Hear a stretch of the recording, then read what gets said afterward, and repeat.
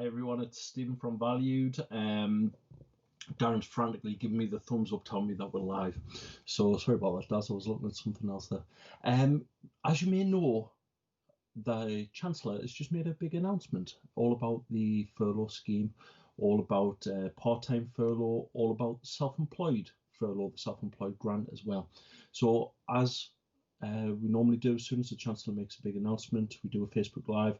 We'll take any questions that people have got. It's rather fact-based to start off with, but there's a bit more, or in fact, there's a lot more clarity, in my opinion, right now about where we are and what we can do.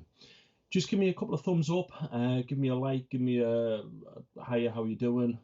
Just let me know that the sound's working all right, just to make sure that everything's okay there. And we haven't got any technical issues. Don't know about you, but I was kind of sitting outside, I was sitting in the garden just thinking, right, okay, it's a weekend, let's relax, let's chill out, let's enjoy the weekend. And then all of a sudden popped up on my phone, the Chancellor's making an announcement. You kind of go, oh, really? No, come on, what to talk about? But actually, to me, it's more good news for businesses.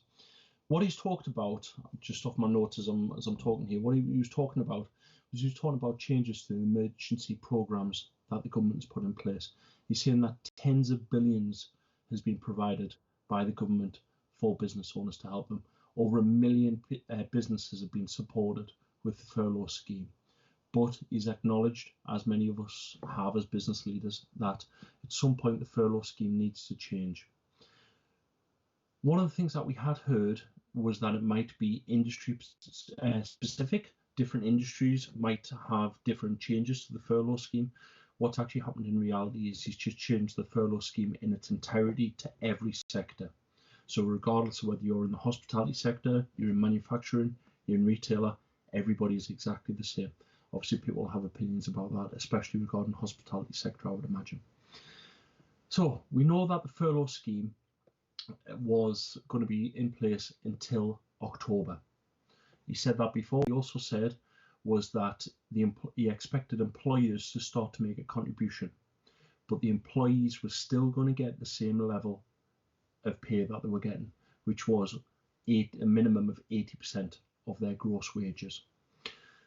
What he said is that in June and July, there will be changes to the furlough scheme. So exactly the same that we have been able to claim, we can still claim in June and July. No changes at all. In August, they're going to ask the employers to pay only the national insurance and the employer's pension part of the wage. So employers will no longer be able to claim the national insurance element and the employer's pension element. They estimate that that comes to roughly 5% of the total cost to the employer. So they've asked employers to start to do that from August. From September, in addition to paying the employer's pension and the employer's national insurance, they're also asking the employer to contribute 10%. So the government will give 70% support and the employer has to top it up by that other 10%. They can top it up to the 100% still, but as a minimum, the government will pay 80% and the employer will have to pay the other 10%. In October, those levels change again and they change to 20%. So what they're doing is they're saying in October, the government support will be 60% and the employers are expected to pay 20% of the pay, also in addition to national insurance and employers' pension contributions as well. What he's also said is that the scheme will close at the end of October. There's no extensions, that's it. Another big change that he announced today in terms of more detail was flexible furlough. What he said is that people are wanting to get back to work. Those people that are furloughed right now, they want to get back to work. Employers want to get employees back to work. So what they're doing is originally they'd spoke about from the 1st of August making a substantial change to part-time working, or time furlough is called. What they've actually done is they've brought that forward a month. And they've said from the 1st of July, employers can bring back employees on a part-time basis. And he gave the example of somebody that works 5 days a week. He says that you can bring that employee in for 2 days. You must pay them full pay, 100% of their pay for those 2 days. And the other 3 days you can claim through the furlough scheme.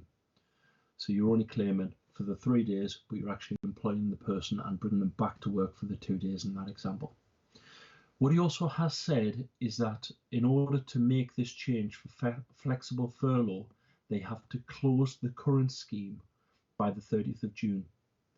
He also mentioned that they needed to have people on payroll by the 10th of June. We've tried desperately to get some more clarification around that. You can see we've gone live very, very quickly tonight after the announcement.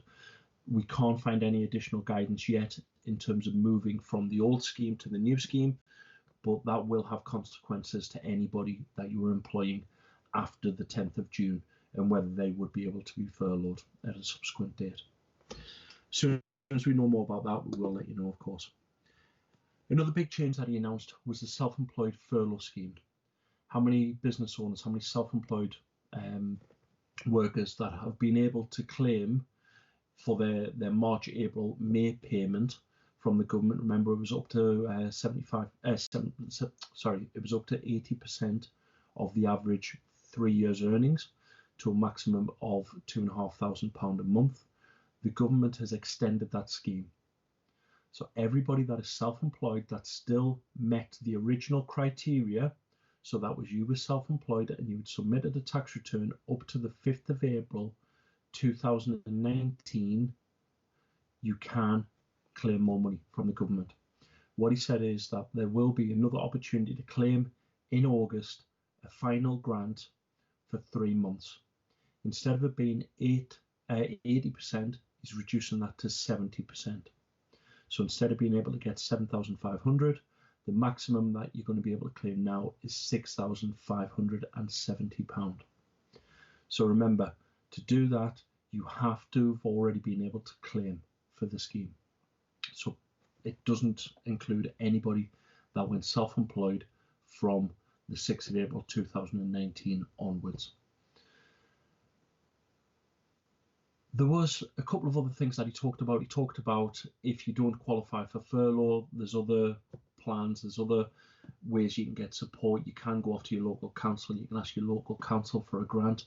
We know some councils are starting to get some grants out to people right now, but again, that's very, very slow. We also know that there's the business bounce back loan as well for those people that have been self-employed that are using a business bank account after April 19, for those people that couldn't claim anything in terms of the self-employed furlough grant. I don't know if there's any questions there, Darren, but it's pretty fact-based again. So hopefully that gives us a bit more guidance. Just wanted to come live to you straight away. It is a Friday night. I'm not expecting a lot of interaction with this one right now. I suspect people are enjoying the sunshine outside and getting plans for the weekend and what happens next week with some of the relaxation in terms of the lockdown from Monday onwards. I think that's probably it from us. If there's any questions, as always, please post below. Any comments, any thoughts, let me know what you think of the announcements. Let me know any questions that you've got. We will pick them up over the weekend. I'll every so often I'll have a look and see what we can do. But as promised, we want to come back with some information and try and talk in plain speak rather than the government speak about what it actually means to business owners. So hopefully that gives you a little bit of guidance. Hope you have a wonderful weekend, well, as best as you can. Enjoy the sunshine, and we'll catch up soon. Thank you very much. Bye-bye.